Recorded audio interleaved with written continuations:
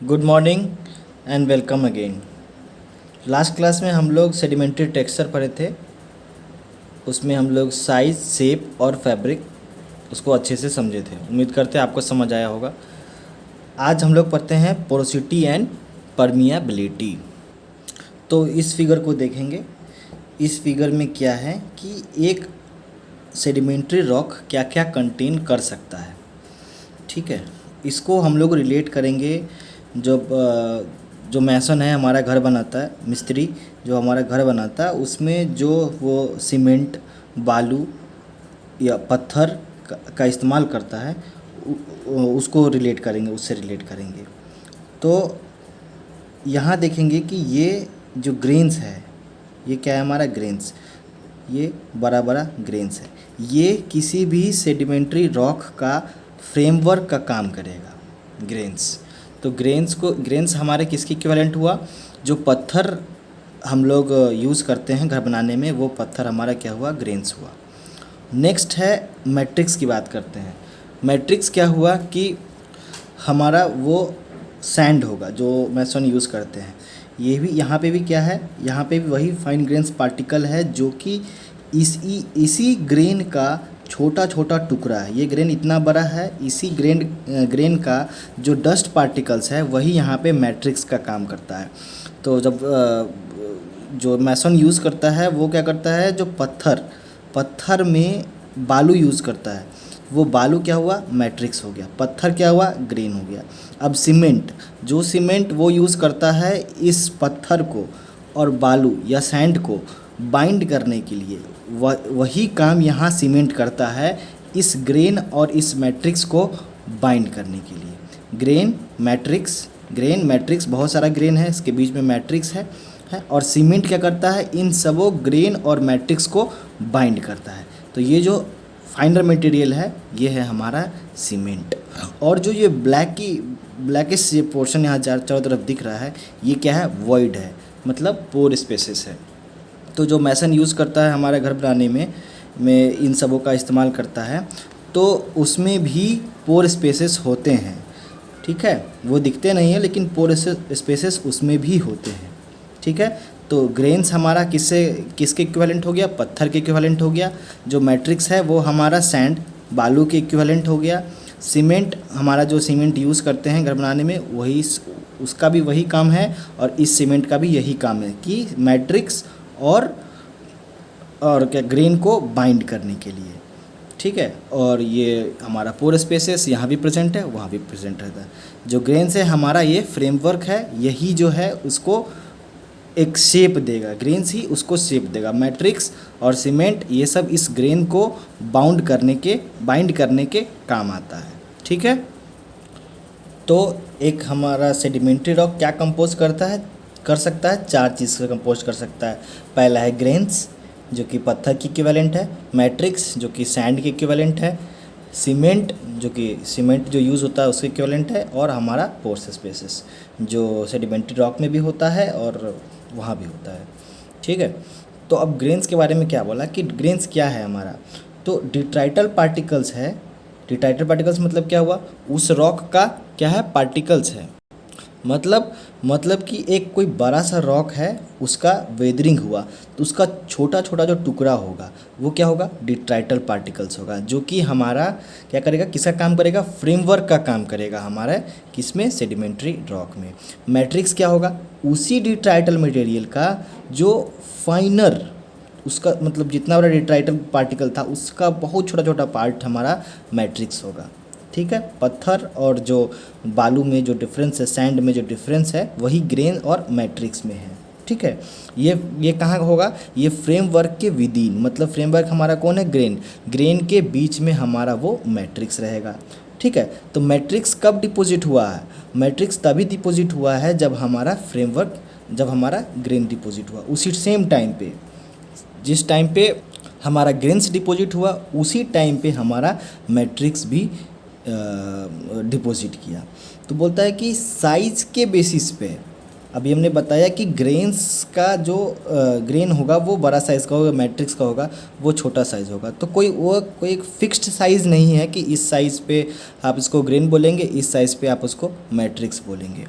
अब देखो क्यों साइज़ के बेसिस पे हम लोग मैट्रिक्स और ग्रेन को डिसाइड इसलिए नहीं कर सकते हैं, क्योंकि देखो कॉन्ग्लोमरेट एक क्या है, उसमें बहुत बड़ा बड़ा उसमें क्या रहता है, पेबल साइज़ का उसमें क्या रहता है, ग्रेन्स रहता है। और उसमें मैट्रिक्स का काम क्या करता है, मैट्रिक्स का काम करता है सैंड करता है। ठीक है, बड़ा ग्रेन्स और मैट्रिक्स का काम सैंड किया उसमें। लेकिन अगर हम सैंड स्टोन की बात करें, ठीक है, तो सैंड स्टोन तो किससे बना होगा, सैंड से बना होगा। तो जो कॉन्ग्लोमरेट में मैट्रिक्स का काम कर रहा था वो सैंड स्टोन में ग्रेन्स का काम कर रहा है। तो सैंड स्टोन में मैट्रिक्स के लिए क्या हो गया इसमें, तो सिल्ट और क्ले हो गया। समझ में आया। कॉन्ग्लोमरेट में सैंड हमारा मैट्रिक्स के फॉर्म में काम कर रहा था, लेकिन सैंड स्टोन में हमारा सैंड ही क्या था, ग्रेन्स था। तो उसके लिए हमारा मैट्रिक्स क्या हुआ, सिल्ट और क्ले। इसलिए कोई एक ऐसा साइज़ परफेक्ट नहीं डिफाइन किया गया है ग्रेन्स और मैट्रिक्स को डिस्टिंग्विश करने के लिए। ठीक है। अब सीमेंट क्या है, सीमेंट का क्या काम है, जो हमारा डिट्राइटल मटेरियल्स है, मैट्रिक्स है, ग्रेन्स है, उन सभी को बाइंड करने का काम करेगा। तो सीमेंट कब होगा, पोस्ट डिपोजिशन मिनरल ग्रोथ है, मतलब जब डिपोजिशन हो गया, जब ग्रेन्स और मैट्रिक्स दोनों एक सेडिमेंट्री बेसिन में डिपॉजिट हो गए, उसके बाद सीमेंट का डिपोजिशन होगा। ठीक है। और वो क्या करेगा, वो कहाँ आकर करेगा, वो जो सेडिमेंट का वॉइड्स है, जो वॉइड्स स्पेस है उसी में आकर करेगा। क्योंकि अब जो जगह में ग्रेन्स है, मैट्रिक्स है, वहाँ तो स्पेस है ही नहीं खाली, तो वहाँ कैसे डिपॉजिट करेगा। तो वो डिपॉजिट कहाँ करेगा, जो वॉइड स्पेसेस है उस वॉइड स्पेस को फिल करने का काम करेगा। तो ये अब जो हमारा सेडिमेंट है ये क्या हो सकता है, सेडिमेंट वही हो सकता है जो कि पानी में मिल जाएगा। ठीक है, वही जो पानी में मिल जाएगा वही वहाँ आके प्रेसिपिटेट करेगा। तो हमारा क्या हो सकता है, सिलिशियस सीमेंट हो सकता है, कैल्शियम कार्बोनेट हो सकता है, फेरुजिनस सीमेंट हो सकता है। ये सब क्या करेगा कि वॉइड स्पेस में आके अपने आप को डिपॉजिट कर लेगा। ठीक है। सीमेंट भी क्या करता है, सीमेंट जब घर बनाते हैं उसमें जो सीमेंट का इस्तेमाल होता है वो क्या करता है कि ग्रेन्स और मैट्रिक्स के वॉइड स्पेसेस में अपने आप को फिल करके और उसको बाइंड कर लेता है अच्छे से। ठीक है। वहाँ कैल्शियम कार्बोनेट यूज़ होता है सीमेंट में, यहाँ और भी चीज़ यूज़ हो सकता है, जैसे फेरुजिनस सीमेंट भी हो सकता है, सिलिशियस सीमेंट भी यूज़ हो सकता है। अब बचा पोर, चौथा है हमारे पास पोर क्या है, एक हॉलो स्पेस है, वो खाली जगह है। तो वो ऐसा जगह है जहाँ पे कोई भी ग्रेन्स, मैट्रिक्स या सीमेंट नहीं है, तभी वो खाली है। अब ये पोर्स स्पेसेस क्यों इम्पॉर्टेंट है, इसलिए क्योंकि इसके अंदर क्या मिल सकता है, कार्बन डाइऑक्साइड हो सकता है, नाइट्रोजन हो सकता है, मीथेन हो सकता है, हाइड्रोकार्बन हो सकता है, पोर्टेबल वाटर पीने वाला पानी हो सकता है, ब्राइन और ऑयल हो सकता है। जितना भी हाइड्रोकार्बन है, ठीक है, जैसे बात करते हैं इसका ऑयल, पेट्रोलियम का, ठीक है, ग्राउंड वाटर का, मीथेन गैस का, ठीक है, ये सब जो गैस है, ये सब जो है वो सब सेडिमेंट में ट्रैप होके रहता है। और जब ये बहुत ज़्यादा एबंडेंस में कहीं एक जगह पे मिल जाता है तो वहाँ से हम लोग एक्सट्रैक्ट करके वो उसको हम लोग इकोनॉमिक इम्पोर्टेंस के लिए यूज़ कर लेते हैं उसको। ठीक है। तो यही पोर्स स्पेस, छोटा छोटा पोर स्पेसेस हमें हाइड्रोकार्बन दे सकता है, हमें पीने के लिए पानी दे सकता है, ऑयल दे सकता है। तो इसीलिए ये पोर्स क्या है, इम्पॉर्टेंट है। चलिए अब मेन टॉपिक पे आते हैं, पोरोसिटी क्या है। तो ये बोलता है कि ये एक रेशियो है, किसका, पोरोसिटी को डिस्क्राइब करते हैं फाई से, volume of pore spaces by volume of voids. ये हमारा क्या होगा, इसको बोलते हैं पोरोसिटी। ठीक है, पोरोसिटी निकालने का ये फार्मूला है, एग्जाम में पूछता है। ठीक है, इसलिए अब देखो पोरोसिटी किस पे डिपेंड करेगा। ठीक है, पोरोसिटी तो समझ में आ गया कि वो पोर्स जो है, ये जो पोर्स है यही पोरोसिटी के लिए रिस्पॉन्सिबल है। यही पोर्स के थ्रू हमारा hydrocarbon, water, brine, oil, gas जो भी है उसके थ्रू क्या होगा, उसको अपने थ्रू पास करने देगा। तो यही पोर स्पेसेस जो है वो पोरोसिटी के लिए रिस्पॉन्सिबल है। इसलिए पोरोसिटी का डेफिनेशन क्या हो गया, volume of pore spaces by volume of voids. तो पोरोसिटी जो है वो हमारे ग्रेन साइज पे डिपेंड नहीं करता है, ठीक है। ऐसा नहीं है कि अगर फाइन ग्रेन्ड होगा तो कि बड़ा ग्रेन साइज़ होगा तो उसमें ज़्यादा पोरोसिटी होगा, या छोटा ग्रेन साइज़ होगा तो छोटा मतलब कम पोरोसिटी होगा, ऐसा कुछ नहीं है, ठीक है। पोरोसिटी जो है वो ग्रेन साइज़ पे डिपेंड नहीं करता है, ये एग्ज़ाम में पूछे जाते हैं। नेक्स्ट है कि लेकिन ये है कि जो फाइन ग्रेन्स होगा जैसे सिल्ट और क्ले है, ये सब फाइन ग्रेन्ड है तो इसके पास पोरोसिटी हाई होता है, ये देखने को मिलता है कंपेयर टू अगर हम बोल्डर से कंपेयर करें तो। लेकिन ऐसा नहीं है कि वो साइज़ पे डिपेंड बिल्कुल ही नहीं करता पोरोसिटी।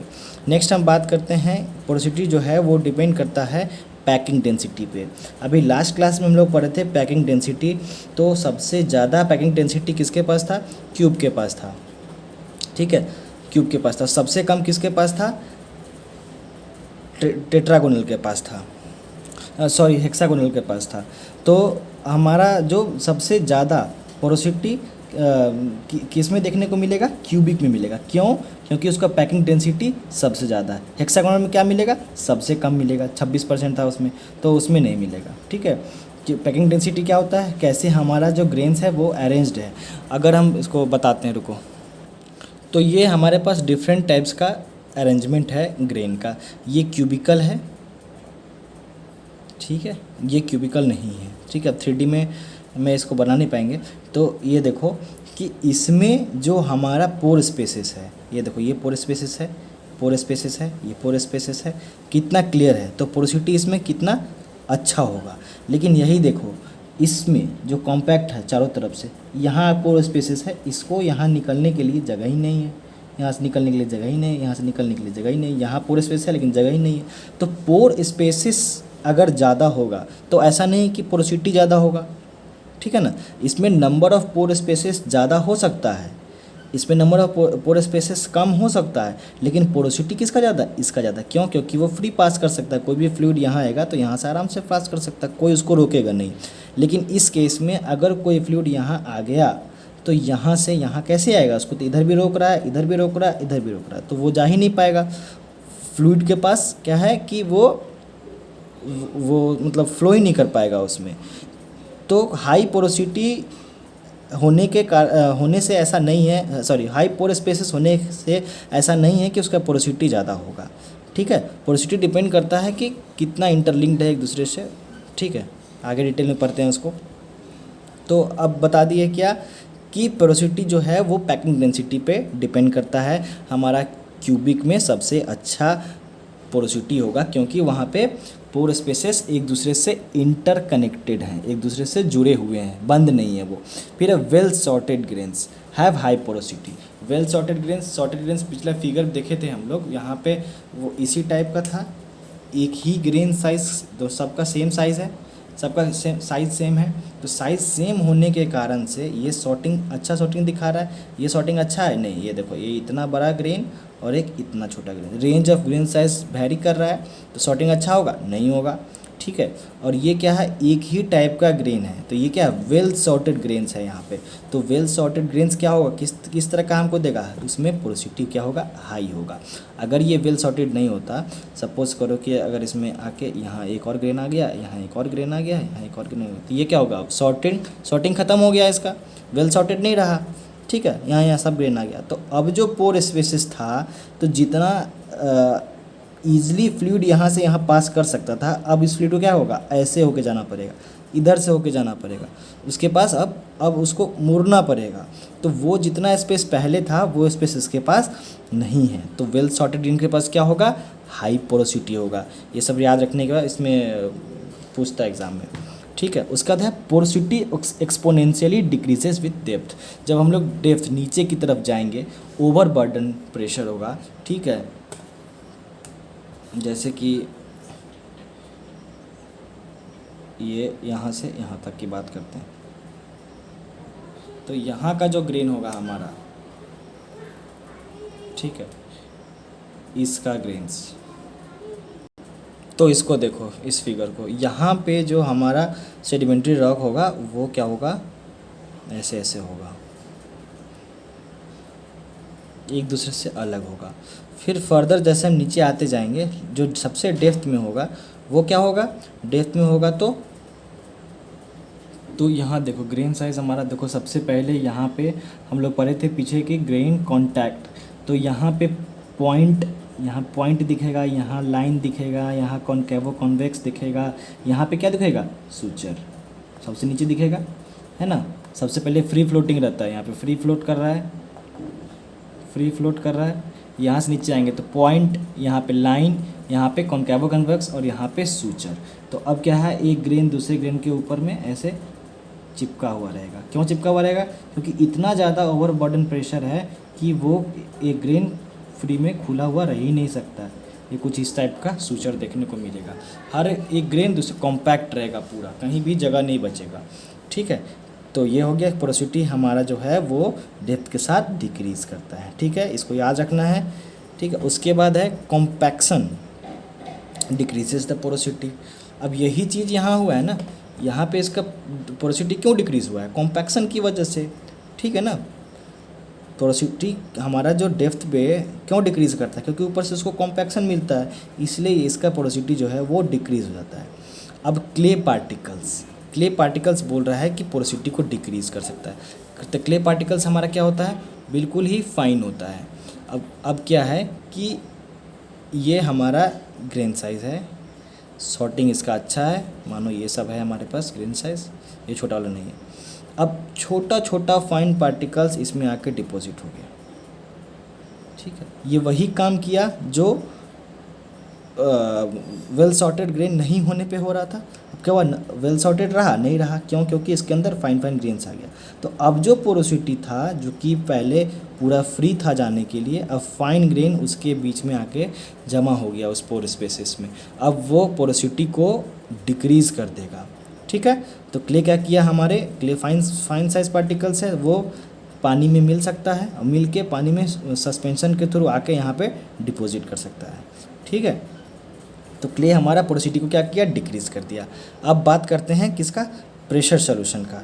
प्रेशर सॉल्यूशन, तो ये यहाँ क्या हुआ है, यहाँ पे इतना ज़्यादा प्रेशर लगा है, इतना ओवरबर्डन इसके ऊपर में पड़ा है कि ये जो एक दूसरे के कांटेक्ट में ऐसे था, ठीक है, इस पर इतना ज़्यादा ओवरबर्डन प्रेशर पड़ा कि ये जो है ऐसे आके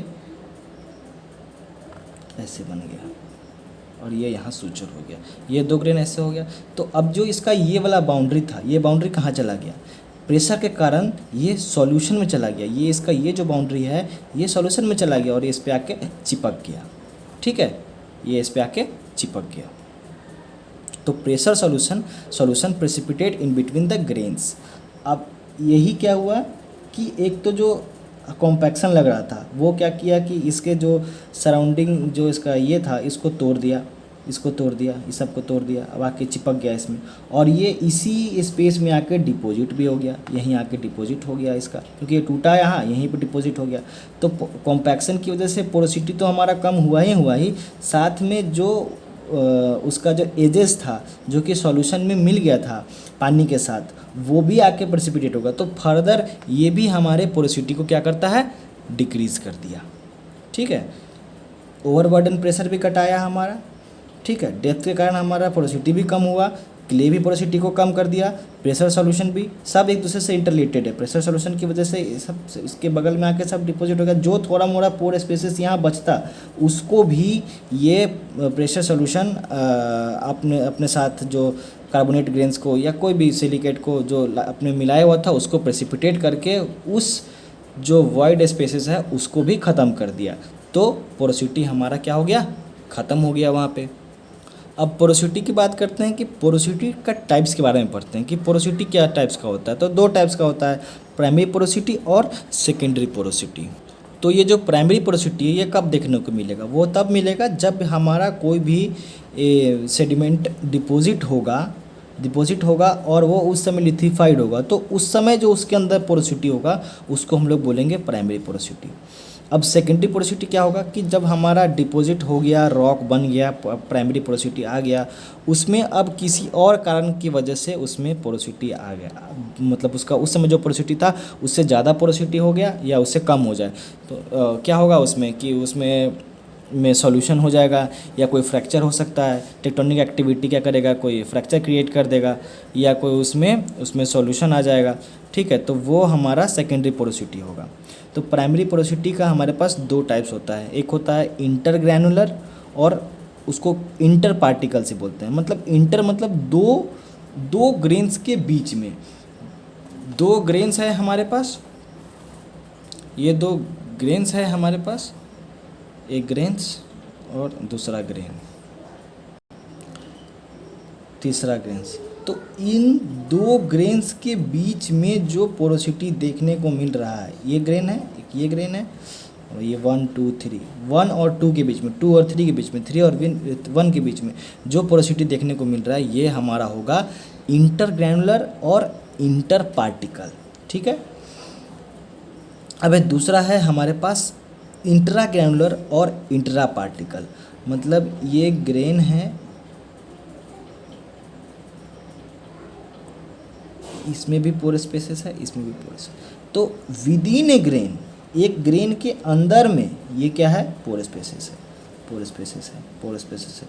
तो वो कहलाएगा इंट्राग्रैनुलर या इंट्रा पार्टिकल।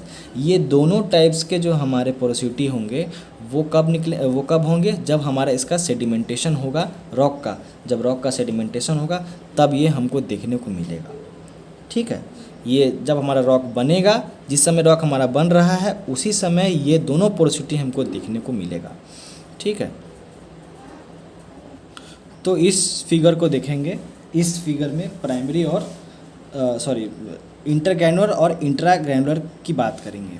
तो दो ग्रेन्स के बीच का पोर स्पेसेस, इस दोनों के बीच का जो पोर स्पेसेस है, तो इस दोनों के बीच में किस तरह का पोरोसिटी हो गया, इंटरग्रैनुलर हो गया। ठीक है, एक ग्रेन और दूसरे ग्रेन के बीच में ये पोरोसिटी देखने को मिल रहा है, हर ग्रेन्स के बीच का पोरोसिटी। अब इसकी बात करते हैं कि ये हमारा कैल्शियम कार्बोनेट का था। मान लो कोई सेल था, अब क्या हुआ, कोई सॉल्यूशन आया तो कैल्शियम कार्बोनेट वहाँ से निकल गया। ठीक है, तो अब देखो ये एक पूरा पार्टिकल है, एक पूरा पार्टिकल है और ये एक पूरा पार्टिकल है। इस दोनों पार्टिकल के बीच में भी पोरोसिटी है, जिसको हम लोग बोलेंगे इंटर पार्टिकल, और इसके अंदर भी है, उसको हम लोग बोलेंगे इंट्रा पार्टिकल। ठीक है, दो के बीच में इंटर पार्टिकल, अपने के अंदर इंट्रा पार्टिकल पोरोसिटी, दो तरह का पोरोसिटी हो गया। अब हम सेकेंडरी पोरोसिटी की बात करेंगे। सेकेंडरी पोरोसिटी कैसे आएगी, जब हमारा रॉक डिपॉजिट कर जाएगा उसके बाद जो उसमें पोरोसिटी आएगी वो आएगी सेकेंडरी पोरोसिटी। सेकेंडरी पोरोसिटी हमारे पास कितना टाइप का है, 5 टाइप का है सेकेंडरी पोरोसिटी। इंटरक्रिस्टलाइन और फेनेस्ट्रल, ये दोनों सीमेंटेशन की वजह से होता है, मतलब सीमेंट के डिपॉजिट की वजह से होता है। मोल्डिक और वग्गी, ये दोनों है सॉल्यूशन की वजह से, मतलब वो जो उसमें कैल्शियम कार्बोनेट का होगा या सिलिकेट का होगा तो वो क्या होगा, डिज़ोल्व हो जाएगा, सॉल्यूशन में चला जाएगा, तो उसकी वजह से आता है। और थर्ड और हमारे पास फिफ्थ है हमारे पास फ्रैक्चर।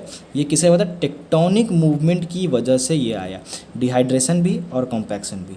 याद होगा पहले पढ़े थे कि सेल और मड के पास प्रॉपर्टी होता है कि जब उसमें फ्लूइड डालते हैं तो वो क्या करता है, स्वेल करता है, लेकिन जब उसमें से फ्लूइड निकल जाता है तो वो उसके अंदर एक क्रैक्स डेवलप करता है, इसको बोलते हैं श्रिंकेज क्रैक्स। और वो फर्दर क्या करता है कि केमिकल इरोजन में मदद करता है। तो वही यहाँ पे डिहाइड्रेशन की वजह से भी इसमें पोरोसिटी आ सकती है, सेल में आएगा, बिल्कुल आएगा। ठीक है, क्योंकि एग्जांपल बताए थे कि अगर आप कोई सेल है उसको आप धूप में रख दें तो वो एकदम टुकड़ा टुकड़ा में टूट जाएगा बिना कुछ किए हुए, बिना उठाए हुए। ठीक है, कि उसमें श्रिंकेज क्रैक्स आ जाता है। ठीक है, उसके बाद है कॉम्पैक्शन की वजह से भी। ठीक है, ओवरलोड है। ठीक है, ओवरलोड है, इतना ज़्यादा उसके ऊपर प्रेशर लगा दिए कि वो क्या हो गया, जब वो उतना लोड नहीं सह पाएगा तो क्या होगा, वो टूट जाएगा। तो कॉम्पैक्शन की वजह से भी हमारे पास पोरोसिटी होता है। अब ये इंटरक्रिस्टलाइन ये सब के बारे में अलग से पढ़ते हैं। अभी थोड़ा समझाते हैं, उसके बाद फिर इसको फिगर से रिलेट करेंगे तो आप उसको ज़्यादा समझ में आएगा। इंटर क्रिस्टलाइन, नाम ही क्लियर इसका, इंटर क्रिस्टलाइन, दो क्रिस्टल के बीच का पोर स्पेसेस। ये जनरली इस तरह का पोरोसिटी हमको कहाँ देखने को मिलता है? इग्नियस और मेटामॉर्फिक रॉक में देखने को मिलता है, एवोपराइट में भी मिल सकता है। मतलब दो क्रिस्टल जो क्रिस्टलाइज्ड है दो क्रिस्टल, उसके बीच का जो पोरोसिटी है, ग्रेनाइट के पास भी पोरोसिटी होता है, बहुत कम होता है लेकिन होता है। तो उसके पास पोरोसिटी कहाँ से आती है कि दो क्रिस्टल के बीच में थोड़ा सा, बहुत थोड़ा सा स्पेस होता है, नेग्लिजेबल है वो, ठीक है। इसको इसलिए इसको इम्परमेबल बोलते हैं, ठीक है, एकदम नेग्लिजेबल है वो। तो उससे क्या होता है कि उस पोर से हमारा वाटर कभी कभी लीकेज करता है, कभी कभी, ठीक है। तो उस तरह के पोरोसिटी को बोलते हैं इंटरक्रिस्टलाइन। लेकिन ये जनरली आपको इस तरह का पोरोसिटी देखने को मिलेगा कार्बोनेट और डोलोमाइट में, ठीक है। कार्बोनेट का क्रिस्टलाइजेशन होगा तो ये देखने को मिलेगा, तो ये क्रिस्टलाइज्ड ग्रेन के बीच से निकल रहा है, यही पहले बताए थे। और ये कैरेक्टरिस्टिक्स है किसका? डोलोमाइट का। डोलोमाइट जब रिक्रिस्टलाइज करेगा तो इसमें आपको ये इंटरक्रिस्टलाइन पोरोसिटी देखने को मिलेगा, ठीक है। Porosity between the individual crystal of crystalline rocks, वही जो बताएं अभी, जो दो क्रिस्टल के बीच का पोरोसिटी क्रिस्टलाइन रॉक का, ठीक है ना। Individual crystal of crystalline rock, ये क्रिस्टलाइन रॉक का पोरोसिटी है, ठीक। अब देखते हैं फेनेस्ट्रल की बात करते हैं। फेनेस्ट्रल क्या है कि जब पोर्स लार्जर होगा किससे? ग्रेन सपोर्टेड इंटरस्टिसेस, मतलब कि जो ग्रेन्स है, जितना बड़ा ग्रेन्स है उससे ज़्यादा बड़ा हमारा पोर्स क्रिएट हो जाएगा, ठीक है। फिगर में दिखाएंगे आपको अभी, जितना बड़ा उसका ग्रेन्स है उससे ज़्यादा बड़ा आपको क्या होगा? पोर्स दिखेगा। तो जब वो दिखेगा तो इस तरह के पोरोसिटी को हम लोग फेनेस्ट्रल बोलते हैं। ये टिपिकली कार्बोनेट में देखने को मिलेगा, ठीक है। तो ये दोनों सीमेंटेशन से था। नेक्स्ट हम लोग करते हैं मोल्डिक और वगी। मोल्डिक क्या है कि ये पोरोसिटी जो है वो selective removal of individual constituents of rock, selective removal.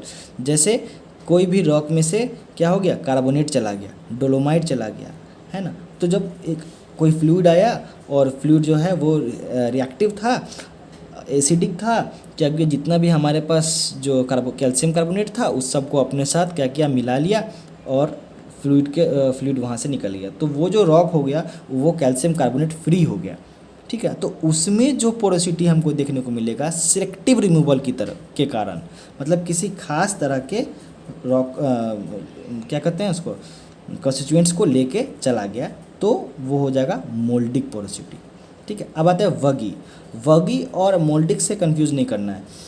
वगी जो है वो क्या होता है? सॉल्यूशन की वजह से होता है। मोल्डिक भी सॉल्यूशन की वजह से, वगी भी सॉल्यूशन की वजह से। लेकिन ये जो वगी है ये एक बड़ा एरिया कवर करता है, ठीक है। मतलब कि ये जो डिपोजिशनल फैब्रिक है उसको क्रॉस कट कर देता है, ठीक है। इसी कारण से वो डिफरेंट है आपको मोल्डिक से, क्योंकि मोल्डिक तो थोड़ा सा है, थोड़ा दूर में करता है, लेकिन वगी जो है वो पूरा फैब्रिक ही उसको फैब्रिक को ही ख़राब कर देता है।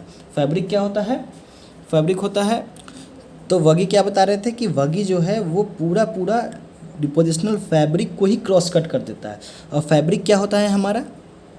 लास्ट क्लास में पढ़े थे, जो ग्रेन्स का अरेंजमेंट है, कैसे हमारा ग्रेन्स का अरेंजमेंट है। जिस तरीके से हमारा ग्रेन्स का अरेंजमेंट होगा उसी तरीके से उसका अपीयरेंस होगा। अगर अच्छा अरेंजमेंट होगा तो वो सुंदर दिखेगा, अगर अच्छा से अरेंजमेंट नहीं होगा तो वो बुरा दिखेगा। क्योंकि क्यूबिक का देखो, क्यूबिक का जो आप फिगर देख रहे थे जब हम क्यूबिक के लिए क्यूबिक पैकिंग में, तो वो क्या था? एक डिसिप्लिन्ड मैनर में लग रहा था, एक पैटर्न में था, एक परफेक्शन दिख रहा था उसमें। और उसके बगल में एक फिगर बनाया था, वो क्या था? हैपहैज़र्डली कहीं भी कोई भी क्रिस्टल आके ग्रो कर गया वहाँ पे, ठीक है। तो वो उस फैब्रिक को ये वगी पोरोसिटी पूरा क्रॉस कट कर देता है। तो डिफरेंस पता चल गया मोल्डिक और वगी में। अब नेक्स्ट हम लोग पढ़ते हैं फ्रैक्चर की क्या होगा? ये माइक्रो फॉल्टिंग हो सकता है किसकी वजह से? स्लम्पिंग, स्लाइडिंग और कॉम्पैक्शन की वजह से। ये क्या है?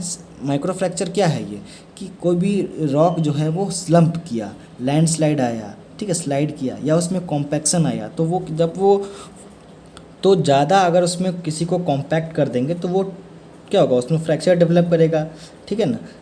तो उसके कारण जो उसके अंदर एक आएगा, क्या आएगा, फ्रैक्चर्स आएगा, ठीक है। तो वो क्या करेगा, पोरोसिटी बना देगा, मतलब वो पोर स्पेसेस क्रिएट कर दिया, वो फर्दर हमें हमारे लिए पोरोसिटी का काम कर सकता है। नेक्स्ट है शेल्टर। शेल्टर कहता है कि porosity caused by sheltering effect of large sedimentary. कोई भी बड़ा सेडिमेंट्री पार्टिकल्स उसमें रॉक में आके फंस गया, ठीक है, रॉक में आके फंस गया, उसके कारण जो पोरोसिटी देखने को मिला, नाम ही है शेल्टर। मतलब कोई दूसरा सेडिमेंट्री पार्टिकल किसी एक रॉक में आके वो फंस गया, जिसके कारण वो एक नया पोरोसिटी का ओरिजिन कर दिया, ठीक है। तो उसको हम लोग बोलेंगे शेल्टर, ठीक है। अब इसको फिगर से रिलेट करते हैं। अब आप इन फिगर से जो पोरोसिटी है, सेकेंडरी पोरोसिटी, उनको रिलेट करेंगे। सबसे पहला है इंटरक्रिस्टलाइन। दो क्रिस्टल के बीच में ये जो काला स्पेसेस दिख रहा है, मतलब काला कलर का जो है लाइनिंग, ये क्या है हमारा, ये है हमारा पोर स्पेसेस, ठीक है। तो ये इंटरक्रिस्टलाइन मतलब दो क्रिस्टल के बीच का पोर स्पेसेस है, ठीक है। नेक्स्ट है फेनेस्ट्रल। फेनेस्ट्रल का क्या डेफिनेशन था कि पोर्स ग्रेन सपोर्टेड इंटरस्टिसेस से बड़ा होगा। तो ये देखिए, ग्रेन सपोर्टेड इंटरस्टिसेस इतना छोटा छोटा है, फ्रेमवर्क, ग्रेन क्या करता है, फ्रेमवर्क का काम करता है, लेकिन इसका जो पोर स्पेसेस है वो देखिए इससे बड़ा है। तो ये किस तरह का एग्जांपल हो गया, ये फेनेस्ट्रल का हो गया। अब ये किस तरह का है, ये है मोल्डिक, क्योंकि अब देखिए इसका जो ब्लैक वाला पोर्शन है उसको देखिए आप, वो क्या हो गया, वो सब डिसोल्यूशन में चला गया।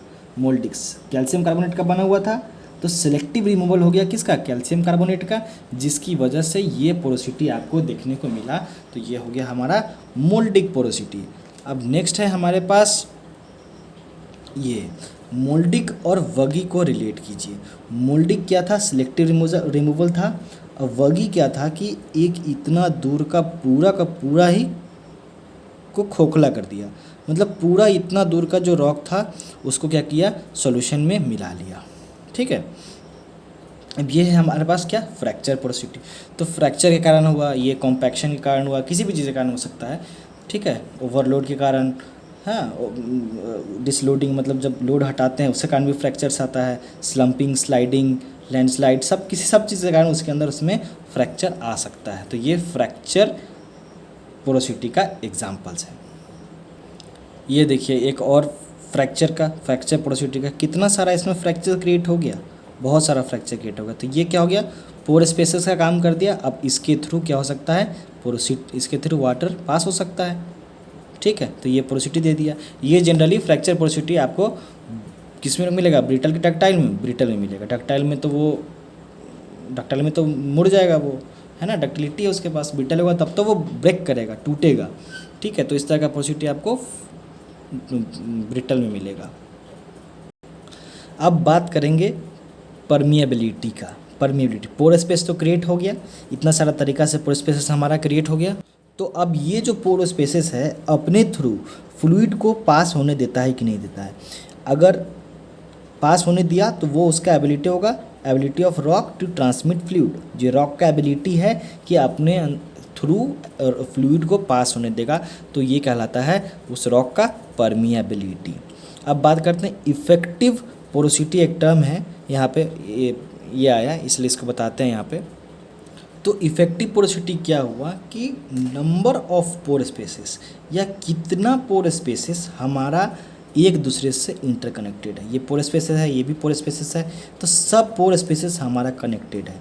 तो जितना ज़्यादा पोर स्पेसेस हमारा एक दूसरे से कनेक्टेड होगा उसको हम लोग बोलेंगे इफ़ेक्टिव पोरोसिटी, ठीक है।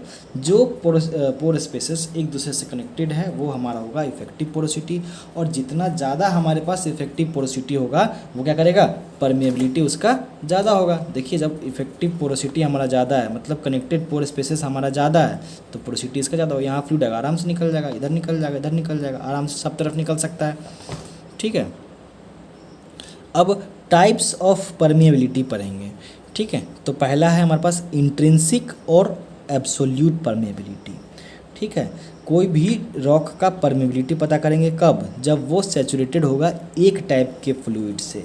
ये हमारे पास रॉक है, इस रॉक में जब हमारे पास एक ही फ्लूइड होगा सिर्फ, ठीक है ना, इसके पास क्या होगा, वन फ्लूइड होगा। तो इस केस में अगर जब हम इसका पोरोसिटी डिटरमाइन करेंगे तो वो होगा हमारा इंट्रिंसिक या absolute permittivity. Permittivity of rock when it is saturated with one type of fluid, सिर्फ एक टाइप का फ्लूइड, या तो वाटर होगा या ब्राइन होगा या ऑयल होगा, कोई भी एक चीज़ होगा जो कोई भी एक फ्लूइड होगा उस सेडिमेंट में, उस रॉक में, तो उस समय जो पोरोसिटी निकालेंगे हम वो कहलाएगा इंट्रिंसिक और एब्सोल्यूट परमिएबिलिटी। इसको याद रखना है, ज़रूरी है, दोनों को इंट्रिंसिक एब्सोल्यूट एक साथ पूछता है, ठीक है। नेक्स्ट है हमारे पास रिलेटिव और हाइड्रोलिक कंडक्टिविटी। अब ये दोनों क्या है, तो ये बोलता है कि सेम चीज़ है, परमिबिलिटी ऑफ रॉक निकालना है हमको, लेकिन इस बार क्या होगा, इस बार वो सैचुरेटेड होगा एक या एक से ज़्यादा फ्लूइड में। मतलब पहला केस में इंट्रिंसिक और एब्सोल्यूट में सिर्फ एक फ्लूइड था, लेकिन यहाँ पे क्या होगा, हमारे पास दो फ्लूइड हो जाएगा, ठीक है। एक वाटर हो गया, एक ब्राइन हो गया, ब्राइन मतलब नमकीन पानी, ठीक है, सलाइन वाटर, ठीक है, या एक ऑयल हो गया, एक वाटर हो गया। तो दो तरह के फ्लूइड होने पे जब हम परमेबिलिटी निकालेंगे तो ये हमारा कहलाएगा रिलेटिव और हाइड्रोलिक कंडक्टिविटी। अब रिलेटिव परमेबिलिटी का एक फार्मूला है जो कि बहुत इंपॉर्टेंट है, effective permeability bye absolute permeability. Absolute permeability कैसे निकालेंगे, एब्सोल्यूट परमेबिलिटी का ये फार्मूला है, और इफेक्टिव परमेबिलिटी यहाँ बता रहे हैं, ठीक है। इफेक्टिव परमेबिलिटी क्या है, the permeability of a rock for one fluid in presence of other. मतलब कि कोई भी रॉक का परमेबिलिटी कब, जब हमारा मान लो इसमें दो फ्लूइड है, ऑयल, ठीक है, ऑयल है और वाटर है, दो चीज़ है इसके अंदर में, तो हम निकालेंगे परमेबिलिटी, इस रॉक का परमेबिलिटी निकालेंगे कब, एक के प्रेजेंस में ऑयल रहेगा उस समय वाटर का क्या परमिबिलिटी है, वाटर रहेगा और उस समय ऑयल का क्या परमिबिलिटी है, ये निकालना इफेक्टिव परमिबिलिटी होता है, ठीक है। तो इस फॉर्मूला में डाल देंगे इफेक्टिव परमिबिलिटी, एब्सोल्यूट परमिबिलिटी, ये क्या है आपका रिलेटिव और हाइड्रोलिक कंडक्टिविटी, ये आपको पता होना चाहिए। अब परमिबिलिटी किस किस फैक्टर पे डिपेंड करता है, बहुत इंपॉर्टेंट फैक्ट है, चीज़ है। तो परमिबिलिटी क्या है कि परमिबिलिटी जो है हमारा ग्रेन साइज से इंक्रीज़ करता है। पोरोसिटी क्या करता है ग्रेन साइज से, कोई रिलेशन नहीं रखता है पोरोसिटी ग्रेन साइज से, लेकिन परमेबिलिटी जब हमारा ग्रेन साइज बड़ा होगा तो परमेबिलिटी ज़्यादा होगा, ठीक है। ये ग्रेन साइज बड़ा है तो परमेबिलिटी, ग्रेन साइज बड़ा है तो क्या होगा, पोरोसिटी ज़्यादा हो गया, तो परमेबिलिटी ज़्यादा हो जाएगा, ठीक है। अब बात करते हैं कि टर्टोसिटी क्या होता है, ये देखिए टर्टोसिटी देखिए समझा रहे हैं, एक, ठीक है, एक बीच में एक और आ गया, ये ग्रेन है। अभी जब ये नहीं था, ठीक है, अभी जब ये सिचुएशन था तो फ्लूइड आराम से यहाँ से ऐसे पास हो रहा था, कोई दिक्कत नहीं था, आराम से ऐसे पास हो रहा था। लेकिन जब अब ये आ गया तो फ्लूइड ऐसे आएगा, इसको ऐसे करके पास करना पड़ेगा, या ये ऐसे करके पास करेगा। तो ये जो उसको अपना पाथ से डेविएट होना पड़ा, जो उसका पाथ था ये डेविएट होना पड़ा, इसी को बोलते हैं टर्टोसिटी, ठीक है। जो अब यहाँ तो कोई दिक्कत नहीं, आराम से फ्लूइड पास करेगा, लेकिन यही बीच में कुछ हम डाल दें तो क्या होगा, ये इसको इधर डेविएट होगा, ठीक है, ये इधर से इधर डेविएट हो जाएगा। तो ये जो फ्लूइड के पाथ को डेविएट कर दिया, ठीक है, ये कहलाता है टर्टोसिटी। तो टर्टोसिटी क्या है, how much A pathway deviates, कितना पाथवे हमारा डेविएट करता है, कितना टर्न ले रहा है वो। तो जितना ज़्यादा टर्टोसिटी होगा, मतलब टर्टोसिटी होने का रीज़न क्या है कि वो जो पोर स्पेसेस में कोई ना कोई सेडिमेंट है फंसा हुआ जो कि उसके लिए टर्टोसिटी के लिए रिस्पॉन्सिबल है। तो इसलिए टर्टोसिटी क्या करेगा, परमेबिलिटी को लो कर देगा। क्यों, क्योंकि पोरोसिटी को भी लो कर दिया ना वो टर्टोसिटी, क्योंकि बीच में आके वो कोई ना कोई ग्रेन आके फंस गया है उसमें, इसलिए टर्टोसिटी हमारा हाई है, इसलिए हमारा परमेबिलिटी क्या होगा, लो हो जाएगा। नेक्स्ट है कि पोरोसिटी इंक्रीज, परमेबिलिटी इंक्रीज, कोई दिक्कत नहीं, जब हमारा पोरोसिटी ज़्यादा होगा तो परमेबिलिटी भी ज़्यादा होगा हमारा। नेक्स्ट बोलता है पैकिंग डेंसिटी क्यूबिक का और हेक्सागोनल का, ठीक है। क्यूबिक का सबसे ज़्यादा था तो पैकिंग डेंसिटी की सबसे ज़्यादा था, तो उसमें पोर स्पेसेस ज़्यादा थे, तो वहाँ पे क्या होगा, पोरोसिटी ज़्यादा होगा, इसलिए परमेबिलिटी ज़्यादा होगा, ठीक है। क्यूबिक के पास पोरोसिटी ज़्यादा होता है और हेक्सागोनल के पास कम होता है। तो जिसके पास ज़्यादा पोरोसिटी उसके पास ज़्यादा परमेबिलिटी। हर कंडीशन में ऐसा नहीं है पॉसिबल, लेकिन यहाँ पे है, ठीक है। क्योंकि क्ले सैंड के पास पोरोसिटी बहुत ज़्यादा, सॉरी क्ले के पास पोरोसिटी क्या है, बहुत ज़्यादा है, लेकिन क्या उसमें परमेबिलिटी है, नहीं। क्यों? क्योंकि वो उसमें वो कोहेसन आ जाता है उसमें, इसलिए वो क्या करता है, अपने थ्रू फ्लूइड को पास होने नहीं देता है, ठीक है। अब बात करते हैं परमेबिलिटी का। परमेबिलिटी जो है वो high direction of fracture and low perpendicular to it. मतलब क्या हो गया इसका, इसको देखिए, ये एक रॉक है, इस रॉक में ये फ्रैक्चर है, तो जो हमारा वाटर जो पोरोसिटी है उसी के डायरेक्शन में परमेबिलिटी, उसी के डायरेक्शन में क्या होगा, हमारा परमेबिलिटी उसी के डायरेक्शन में हमारा क्या होगा, ज़्यादा होगा, क्योंकि इसके थ्रू पास कर लेगा। लेकिन अगर हम ये इसके थ्रू, लेकिन अगर इधर से हम पास कराते हैं तो हमारा पोरोसिटी क्या होगा, कम होगा। इसको इधर पास करना, बस ज़्यादा एरिया इसको नहीं मिल रहा है, ज़्यादा पोर स्पेस नहीं मिल रहा है, कंपेरिजन इधर से जब जाएगा तो ज़्यादा होगा, ठीक है। तो पोरोसिटी हमारा अगर फ्रैक्चर के पैरेलल चल रहे हैं तो हमारा परमेबिलिटी ज़्यादा होगा, और फ्रैक्चर के परपेंडिकुलर जा रहे हैं तो वहाँ परमेबिलिटी हमारा क्या होगा, कम होगा। तो इस टाइप से हमारा क्या हो गया कि हमारा पोरोसिटी परमेबिलिटी ख़त्म हो गया। अब आप पोरोसिटी के बारे में लिख सकते हैं, टाइप्स ऑफ पोरोसिटी के बारे में लिख सकते हैं, परमेबिलिटी के बारे में लिख सकते हैं, टाइप्स ऑफ परमेबिलिटी के बारे में लिख सकते हैं, क्या कंडीशन हो सकता है, कब कहाँ पे ज़्यादा पोरोसिटी होगा, कहाँ पे ज़्यादा परमेबिलिटी होगा, ये बता सकते हैं आप। जीएसआई में अगर क्वेश्चन आता है पोरोसिटी परमेबिलिटी पे, तो आप अच्छे से ये सब पॉइंट लिखेंगे तो सफिशिएंट नंबर मिलेगा इसमें, ठीक है। पूरा का पूरा इसमें बताया गया है।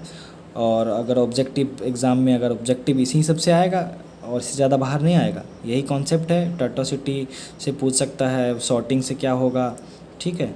शायद सॉर्टिंग का छूट गया था क्या, sorting increases the permeability, sorry sorting कारण पोरोसिटी जो है हमारा इंक्रीज़ करता है। सॉर्टिंग पढ़े थे अभी थोड़ा देर पहले कि सॉर्टिंग हमारा क्या है, ये वेल सॉर्टेड है, सॉर्टिंग कारण हमारा पोरोसिटी बढ़ गया, पोरोसिटी कारण हमारा परमेबिलिटी बढ़ गया, ठीक है। तो चलिए ये भी हो गया। इसे पूछता है क्वेश्चन, परमेबिलिटी कब ज़्यादा होगा, ग्रेन साइज से रिलेशन, पोरोसिटी का परमेबिलिटी का, टर्टोसिटी से, है ना, डेप्थ से, ठीक, सॉर्टिंग से, फ्रैक्चर के परपेंडिकुलर पैरेलल क्या होगा, ये सब इसमें पूछता है। सब जो ऑब्जेक्टिव क्वेश्चन हो वो मैक्सिमम इसी से आएंगे, ठीक है। तो नेक्स्ट क्लास में पढ़ेंगे fundamental of fluids. Till then thank you.